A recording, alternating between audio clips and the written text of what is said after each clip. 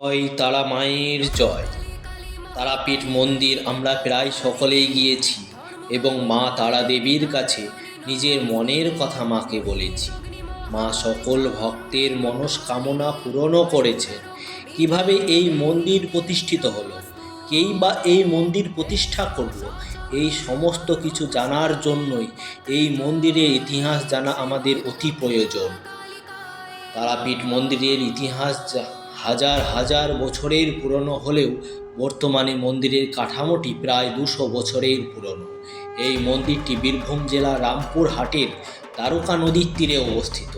ভারতের 51 সতীপীঠের মধ্যে একটি। দেবী ভাগবত পুরাণ, কালিকা পুরাণ, মার্কেন্ডেয় পুরাণ এবং সতীপীঠ স্তোত্রম অনুসারে মহাদেবের নৃত্যের সময় ভগবান বিষ্ণুর সুদর্শন চক্র সতীর দেহ বহু অংশে বিভক্ত করার পর দেবী সতীর তৃতীয় নয়ন এখানে পড়েছিল। দেবীর নয়ন বা চোখের মণি এই স্থানে পড়েছিল বলে এই স্থানের নাম হয় তারাপীঠ। তারাপীঠ মন্দির প্রতিষ্ঠার পেছনে দুটি কিংবদন্তি প্রচলিত আছে। প্রথমত, ঋষি বশিষ্ঠ দেবীর তপস্যা করেছিলেন এবং দেবীর নির্দেশে এখানে একটি মন্দির স্থাপন করেন। অন্য এক মতে রাজা ভূপেন্দ্র সেন 250 বা তার কিছু বছর আগে এই তারাপীঠ মন্দির নির্মাণ করেন, কিন্তু এই মন্দির আসলে কে প্রতিষ্ঠা করেছেন তা এখনও জানা যায়নি। যেটুকু জানা গিয়েছে সেটা কল্পনা ভিত্তিক।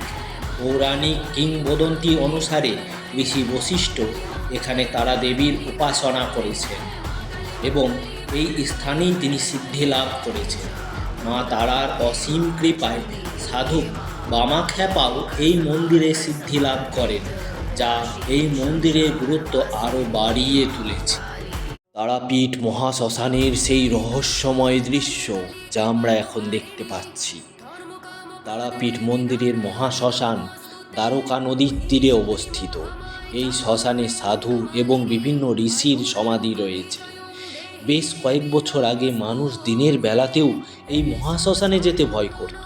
সেই রহস্যময় শ্মশানে এখনও দিনের বেলায় গেলে গা ছমছম করে। মনে হয় যেন ভূত, আত্মা, যোগিনী সর্বত্র ঘুরে বেড়াচ্ছে।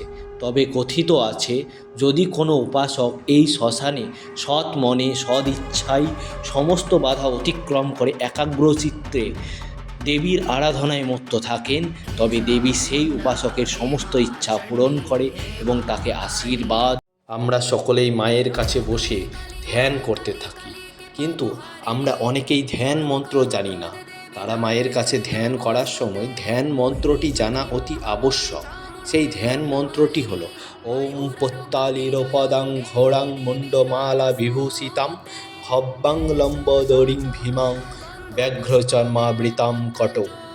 এই মন্ত্রটির অর্থ হলো, হে মা তারা, তুমি পত্তালির ভঙ্গিধারী, ভয়ঙ্কর এবং মুন্ডমালা পরিহিতা। তুমি খর্বাকৃতি, স্থূলকায়া, ভীমরূপিণী এবং কোমর বন্ধনে বাঘের চামড়া পরিহিতা। তোমাকে নমস্কার করি। মা তারার আর একটি বীজ মন্ত্র আছে, সেটি হলো ওম হ্রিং স্ত্রিং ভূ ফট স্বাহা। এই মন্ত্রটি তারা মায়ের শক্তি এবং কৃপার একটি সংক্ষিপ্ত রূপ। এই মন্ত্র জপ করলে তারা মা সন্তানের কষ্ট দূর করেন এবং তাকে আশ্রয় দেন।